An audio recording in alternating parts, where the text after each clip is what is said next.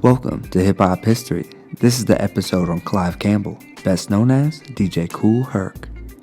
Clive Campbell, aka DJ Kool Herc, was born April 16, 1955.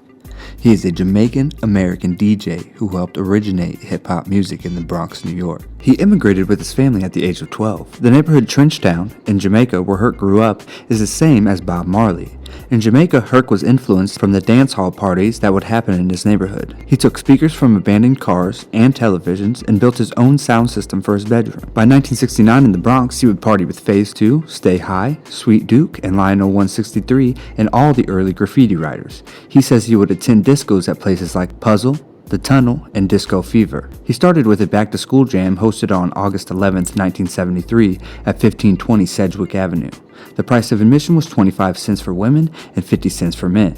He and his sister organized the event to raise money for school supplies and clothing. They made a total of $500. He is known as the founder or father of hip-hop. Campbell began playing hard funk records by James Brown as an alternative both to the violent gang culture of the Bronx and the popularity of disco in the 70s. Also at his 1973 party, Herc applied his take on the Jamaican style known as toasting, or talking over the music. In Jamaica, toasting referred to the shout-out to individuals from rival neighborhoods to keep the peace and make people feel important. Toasting would ultimately lead to emceeing and rapping. Campbell began to isolate the instrumental portion of the record, which emphasized the drum beat or the break, and switched from one break to the other. Using the same two turntable setup of disco DJs, he used two copies of the same record to elongate the break. This innovation had its roots in what Herc called the merry-go-round, a technique by which the DJ switched from break to break at the height of the party. This technique is specifically called the merry-go-round because according to Herc, it takes one back and forth with no slack. This breakbeat DJing using drum solos form the basis of hip-hop music. Campbell's announcements to dancers helped lead the spoken accompaniment now known as rapping. He called the dancers break boys and break girls, or simply B-boys and B-girls. He coined those terms with breaking, which became part of the lexicon of what we would eventually become hip-hop culture. Campbell's DJ style was quickly taken up by figures such as Afrika Bambaataa and Grandmaster Flash. At this time, Afrika Bambaataa and other competing DJs began trying to take Herc's crown. Jazzy J of the Zulu Nation recalls one meeting between Herc and Bam. Herc was late setting up, and Bam continued to play longer than he should have. Once Herc was set up, he got the microphone and said, "Bambaataa, could you please turn down your system?" Bam's crew was pumped and told Bam not to do it. So Herc said louder, "Yo, Bambaataa, turn your system down. Bam's crew started cursing Herc, and so Herc put the full weight of his system up and said, "Bambaataa, turn your system down." And you couldn't even hear Bam's set at all. The Zulu crew tried to turn up the juice, but it was no use. Everybody just looked at him. You should have listened to Herc. Flash would go into the Heveloa to check out Herc, but Herc would always embarrass him. He would call Flash out on the mic and then cut all the highs and the lows in the system and just play the mid-range. Herc would say, "Flash, in order to be a qualified disc jockey, you must have the high." But then he would crank up the highs, and they would sizzle through the crowd. Then he would say, "And most of all, Flash, you must have the bass." And then Herc's bass would come in and the whole place would be shaken. Flash would get so embarrassed he would have to leave. With the mystique of his graffiti name, his physical stature, and the reputation of his small parties, Herc became a folk hero in the Bronx.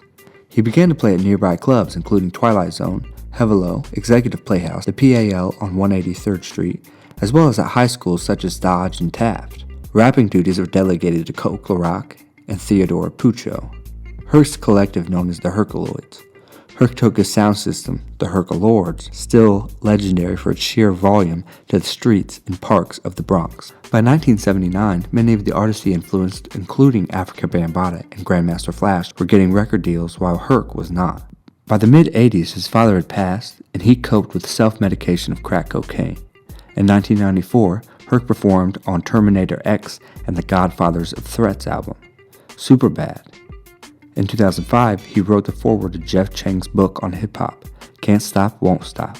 In 2005, he appeared in the music video of Top 5 Dead or Alive by Jen from the album The MC's Propaganda. In 2006, he became involved in getting hip-hop commemorated at the Smithsonian Institute Museum. He participated in the 2007 dance parade. Since 2007, Herc has worked on the campaign to prevent 1520 Sedgwick Avenue from being sold to developers and withdrawn from its status as a Mitchell-Lama affordable housing property.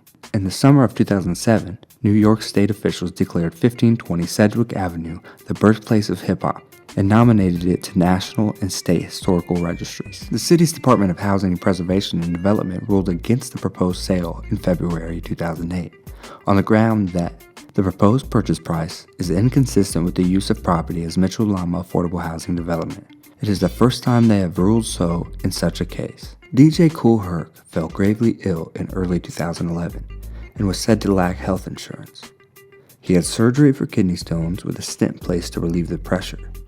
He needed follow-up surgery, but St. Barnabas Hospital in the Bronx, the site that performed the previous surgery, has requested that he make a deposit toward the next surgery because he has missed several follow-up visits.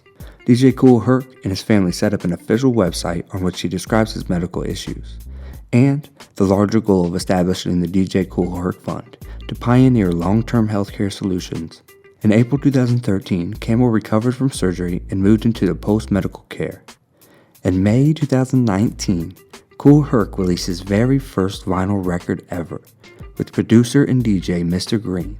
It was called Last of the Classic Beats, and it was critically acclaimed. Long live the godfather of hip-hop, DJ Kool Herc.